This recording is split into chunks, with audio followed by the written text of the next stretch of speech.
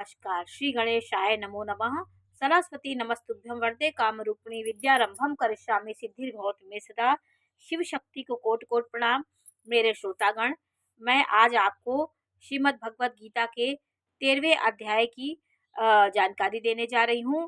13वें अध्याय में भगवान श्री कृष्ण ने अर्जुन को क्या ज्ञान दिया और अर्जुन का कैसे मोह भंग हुआ।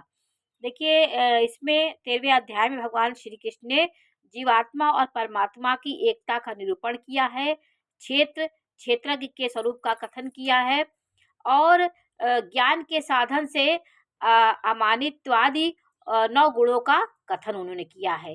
ज्ञान के साधनों में निषिध्यासन का उन्होंने वर्णन किया, कथन किया है। ज्ञान साधनों से विपरीत गुणों को अज्ञान बताया है और परमेश्वर के सगुण और निर्गुण स्वरूप की एकता का कथन कहा है। सर्व सर्व सर्वात्म रूप से परमात्मा की व्यापकता का कथन, उत्पत्ति, पालन और संहार करने वाले परमेश्वर के सर्वव्यापी स्वरूप का कथन कहा है। इन्होंने 13 अध्याय में ये सब जानकारी अर्जुन को दी है और प्रकृति पुरुष की अनादिता तथा प्रकृति से विकार और गुणों की उत्पत्ति का भी कथन उन्होंने किया है। तो मैं 13वें अध्याय को प्रारंभ करने जा रही हूँ। देखिए, श्री कृष्ण जी ने भगवान फिर बोले, उनको ये सब ज्ञान दे के ईश्वर भगवान श्री कृष्ण जी अर्जुन को बोले कि हे कौन्ते, हे अर्जुन, यह शरीर क्षेत्र है, ऐसा कहा जाता है। इसको जो जानता है उसको क्षेत्रज्ञ, ऐसा उसके तत्व को जानने वाले ज्ञानी जन कहते हैं। क्षेत्र मतलब शरीर को क्षेत्र कहा गया है, क्षेत्रज्ञ। जैसे खेत में बोए हुए बीजों का उनके अनुरूप फल समय पर प्रकट होता है, वैसे ही इसमें बोए हुए कर्मों के संस्कार रूप बीजों का फल समय पर प्रकट होता है, इसलिए इसका नाम क्षेत्र रखा गया। जिस प्रकार धरती होती है, भूमि होती है, उसमें जो हम बीज डालते हैं उसी प्रकार के फल की उम्मीद हम करते हैं और उसी प्रकार का अनाज तैयार होता है। जी, इस प्रकार हमारा ये शरीर है। जिस प्रकार के हम कर्म करेंगे उसी प्रकार के हमारे पूर्ण फल प्रकट होंगे। जैसा हम कर्म करेंगे वैसे बोए हुए बीजों की तरह ही हमारे समय पर वो बीजों की तरह ही पूर्ण प्रकट होंगे। तो इसलिए हम अपने शरीर को भगवान श्री कृष्ण ने क्षेत्र कहा है। और हे अर्जुन, तू सब क्षेत्रों में क्षेत्रज्ञ अर्थात जीवात्मा भी मेरे को ही जान। उन्होंने कहा जितनी जीवात्मा है क्षेत्र है, जितने जीवात्मा की जो आत्माएं हैं ये मैं ही हूँ। जीवात्मा में भी मैं प्रवेश रहता है, बस मेरा आवरण ढक जाता है मोह माया से। मैं विद्यमान रहता हूँ सबके साथ। क्षेत्रज्ञ का अर्थात विकास सहित प्रकृति का और पुरुष का जो तत्व से जानता है वह ज्ञान है, ऐसा मेरा मत है। उन्होंने कहा वह क्षेत्र जो है और जैसा है तथा जिस विकारों वाला है और जिस कारण से जो हुआ तथा वह क्षेत्रज्ञ भी जो भी है जिस प्रभाव वाला है, सब संक्षेप से मेरे में ही मेरे से सुन। उन्होंने कहा ये क्षेत्रज्ञ कैसे कर्मों का फल मिलता है। देखिए, इसमें ऋषियों द्वारा बहुत प्रकार से कहा गया है अर्थात समझाया गया है। ऋषियों ने समझाया कि और नाना प्रकार के वेद मंत्रों से विभाग पूर्वक कहा गया है। उन्होंने कहा तथा अच्छी प्रकार निश्चय किए हुए युक्त युक्त युक्त युक्त युक्त ब्रह्म सूत्र के पदों द्वारा भी वैसा ही कहा गया है। 5 महाभूत अहंकार, बुद्धि और मूल प्रकृति अर्थात त्रिगुणमयी माया भी तथा 10 इंद्रियां, एक मन और 5 इंद्रियों के विषय अर्थात शब्द, स्पर्श, रूप, रस और गंध, ये विषय हैं। ये इंद्रियों के 5 विषय हैं। जैसे इच्छा, द्वेष, सुख, दुख और स्थूल देह का पिंड, चेतनता और धृति, इस प्रकार यह क्षेत्र विकारों के सहित संक्षेप से कहा गया है। उन्होंने कहा ये पिंड है और इनमें ये सब विकार है, रूप, रस, गंध, ये 10 इंद्रियां, एक मन।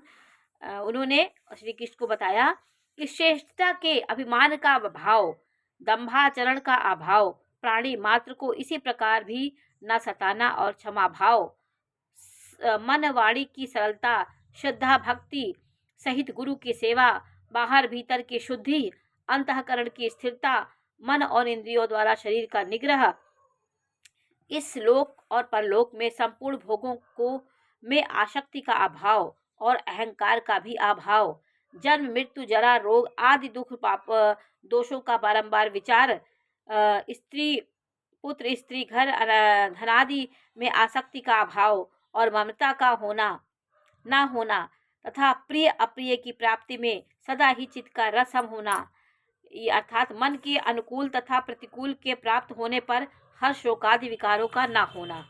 उन्होंने कहा जब आत्मा इतना ज्ञानवान हो जाती है, आत्मा सब इन दोषों रूपी कूड़े कचरे से अपने आत्मा को शुद्ध कर लेती है, तो उसके अंदर समभाव आ जाता है। वो इन चीज़ों में नहीं फंसता है और ये जानता है कि सुख भी आना है दुख भी आना है, तो वो समभाव रहता है। उस परमेश्वर मुझ परमेश्वर में एक ही भाव से स्थित रूप ध्यान योग के द्वारा अव्यभिचारिणी भक्ति तथा एकांत और शुद्ध देश में रहने का अभाव और विषयासक्त मनुष्यों के समुदाय में प्रेम का ना होना, अध्यात्म ज्ञान में नित्य स्थिति, तत्व ज्ञान के अर्थ रूप परमात्मा को सर्वत्र देखना, यह सब ज्ञान है और इससे विपरीत है वह अज्ञान है, ऐसा कहा गया है। जो जानने योग्य है तथा जिसको जानकर मनुष्य परमानंद को प्राप्त होता है, इसी अच्छी प्रकार कहूँगा यह आदि रहित परम ब्रह्म है। अकथनीय होने से सत कहा जाता है, असत भी कहा जाता है। भगवान के उन्होंने ब्रह्म रूप के बताया कि वह सब ओर से हाथ पैर वाला एवं सब ओर से सिर नेत्र सिर और मुख वाला, सब ओर से स्रोत वाला, क्योंकि संसार में सबको व्याप्त करके स्थित है भगवान।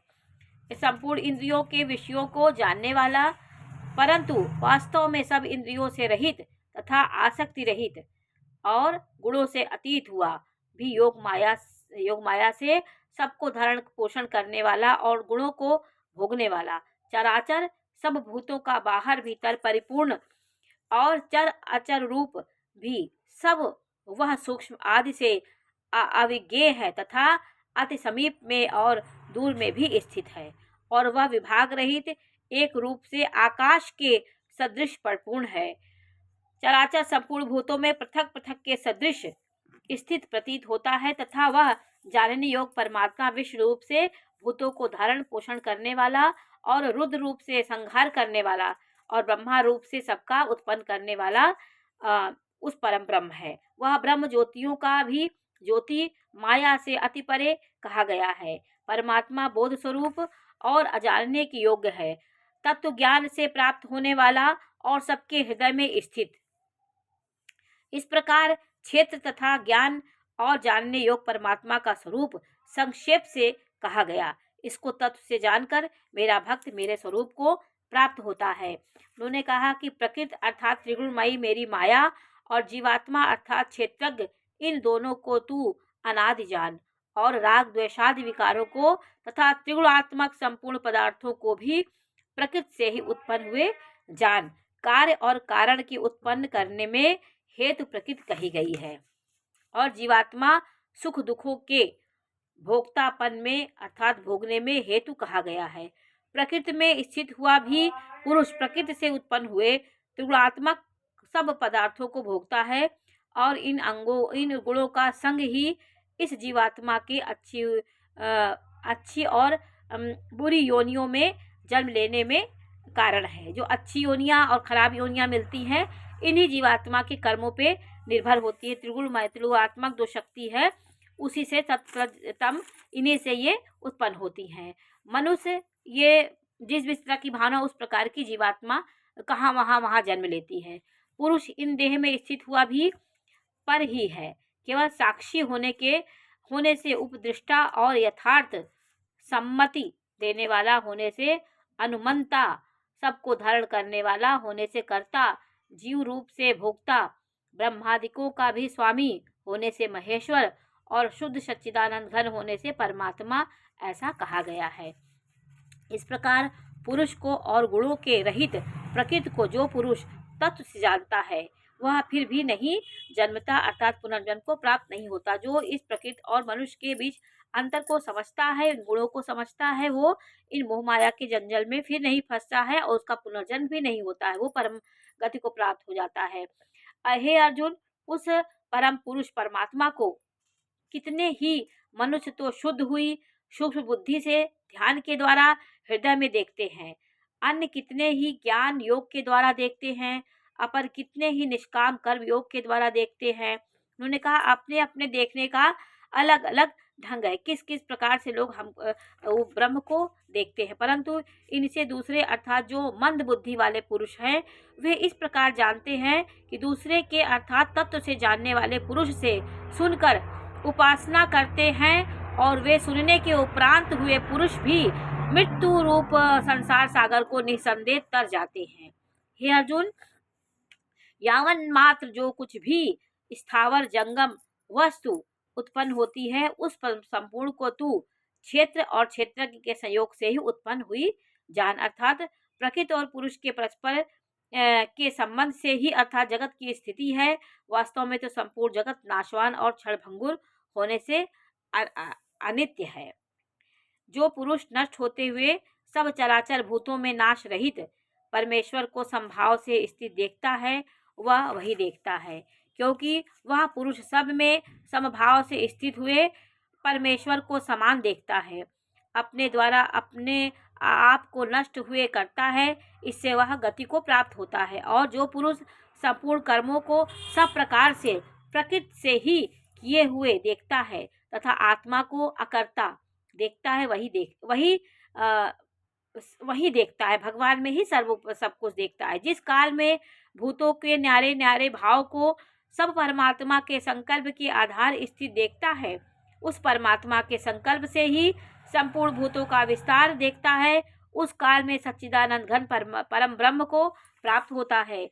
हे अर्जुन, अनादि होने से और गुणातीत होने से यह अविनाशी परमात्मा शरीर में स्थित हुए भी वास्तव में ना करता है, ना लिपायमान होता है, ना लिप्त होता है। जिस प्रकार सर्वत्र व्याप्त हुआ भी आकाश सूक्ष्म होने के कारण लिप्त नहीं होता, लिपायमान नहीं होता है, वैसे ही सर्वत्र देह में स्थित हुआ भी आत्मा गुणातीत होने के कारण देह के गुणों से लिपायमान नहीं होता है। देह में जितने विकार हैं उसमें लिप्त नहीं होता है, अपनी आत्मा को अलग समझता है। हे अर्जुन, जिस प्रकार एक ही सूर्य इस संपूर्ण ब्रह्मांड को प्रकाशित करता है, उसी प्रकार एक ही आत्मा संपूर्ण क्षेत्र को प्रकाशित करता है, अर्थात नित्य बोध स्वरूप एक आत्मा ही सत्ता से संपूर्ण जड़ वर्ग प्रकाशित होते हैं।